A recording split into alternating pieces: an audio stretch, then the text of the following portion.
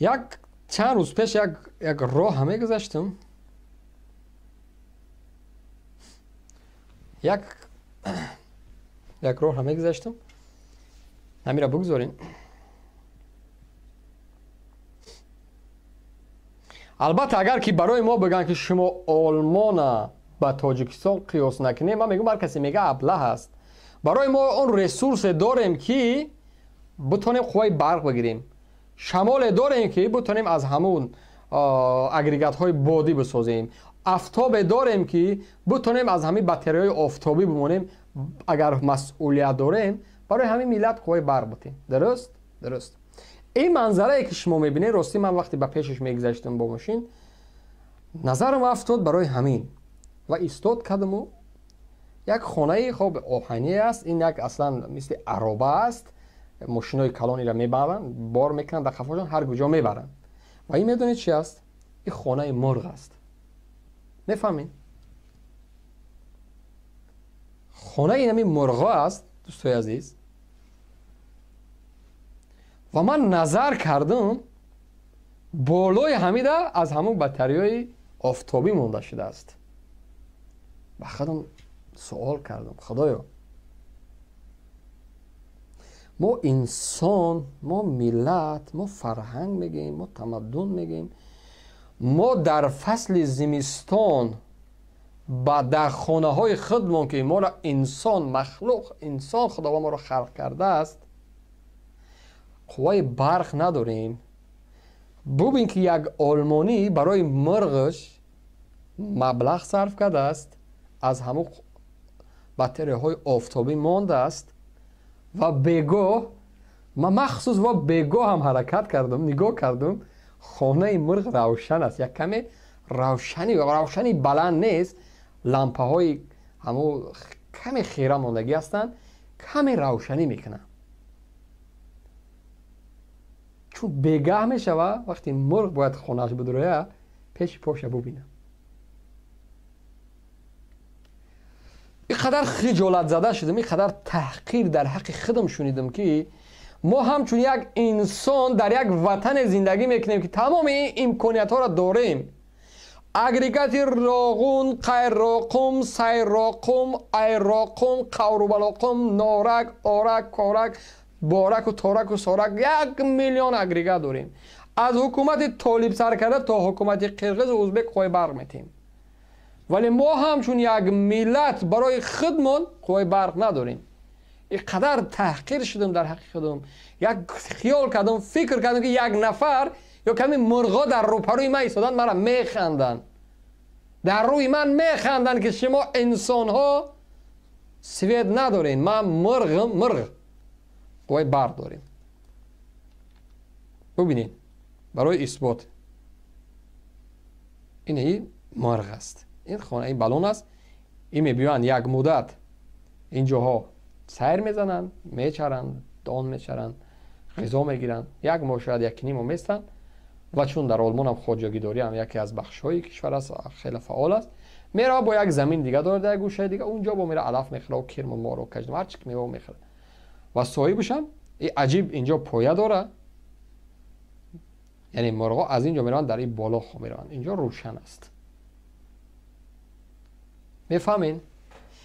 این اگر نظر کنی یک چیزی عادی است واقعا. خب یک خونه سالش بطری و هیچ خیر است، ولی داخلش منطقاً داخل میشه، عقلاً فکر میکنی خدایا برای مرغی مرده که خوب زحمت کشیده است قوای برق داده است، برای ما انسان ها که بهشت میگیم یک نفر 30 سال شد میلیسن و میشورن و میخرن و میفوچن و نوازشش میکنن، پدرش میگن نمیدونم مادراشون آوردن شوهر دادن، دک پیشش میرقصیم، بازی میکنیم، میگن تو گارینی، اگر تو نباشید تمام همه چی خلاص است. ولی در شب در ببرقی زندگی میکنیم، کار و فعالیت میکنیم و این را میگیم بهشتی روی زمین. ولی این مرغا بگم ما در بهشتی روی زمین میگم خوش به حالتان. این مرغا، این مرغ قوی برق داری تو. ما انسانیم، ما فرزند انسانیم، ما یک راهبر داریم، خاشای بزیب داره. گفتی زنکایی که ونجی دروازی بود، ونجی بود، گفت هر جا که میره قاشای تو فسن بلا قاشای زیبا داری، یعنی راه یک بوس بالا بدستی، یک کم دم بدی، بسیار فسان بدستی، یعنی می نوزیمش، می خدر نوازیشش میکنیم، ولی ما سوید نداریم. دیگه خودتون قیاس کنید دوستای عزیز که آیا ارزش همون لسیدن ها و همون نمیدونم دایره نواختن ها را داره این نفر؟ مرغ ها، اگر من مثلا مثال عادی ماشین های آلمانی را مرسدس و BMW و اودی را قیاس میکردم با تاجیکستان، خب شاید، ولی مسئله قوای برق ما هیچ مانعی نداریم. ما هر سه امکانیت داریم.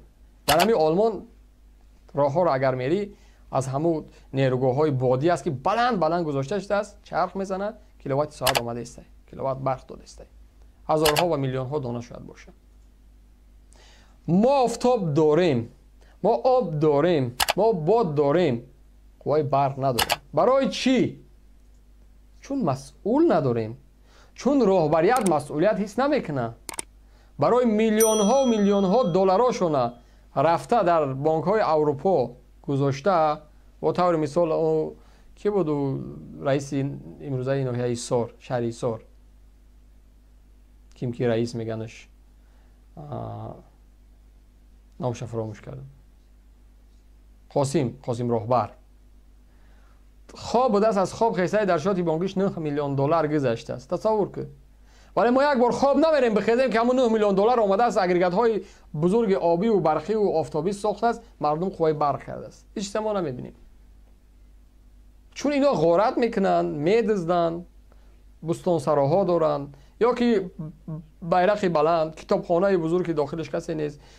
با طور مثال این عادی ترین چیز نوروزی، عادی ترین چیزی که رحمانوف داره انجام میده نوروزی.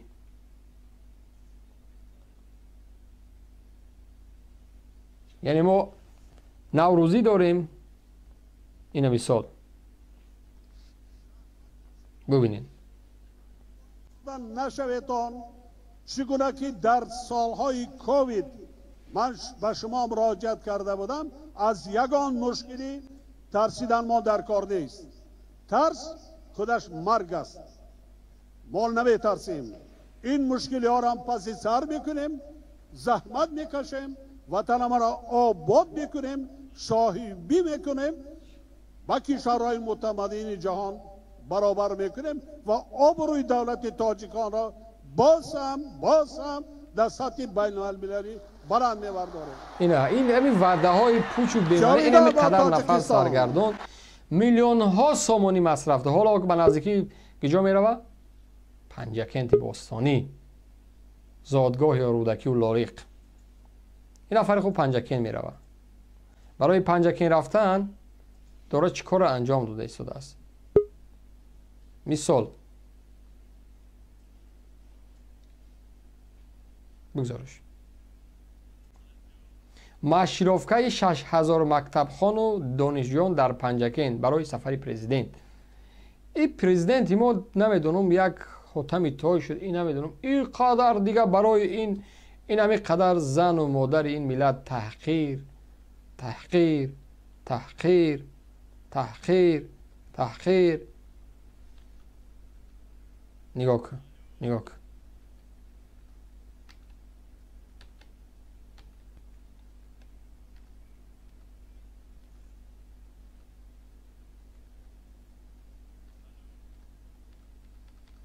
دیگر من نمیفهم که جامعه ما چند سال دیگه پدرای عزیز، فرزندای عزیز، ما بارها گفتم در این باره که ها بچه جمع کنین فرزنداتون، ای برادرها فرزنداتون از درسی قدر کار میکنین، بیچاره مبلغ روی میکنین فرزندتون برای تعلیم بگیره، ولی 3 ماه از برای پیرحمانوف میبیا پنجکن 6000 دانشجو و طلبه مکتب مصروف سفری رحمانوف است. و طبیعی است که مرغا قوای برق دارن و ما انسان ها بدون قوای برق در شمع بابایی سال 1900 گشنگی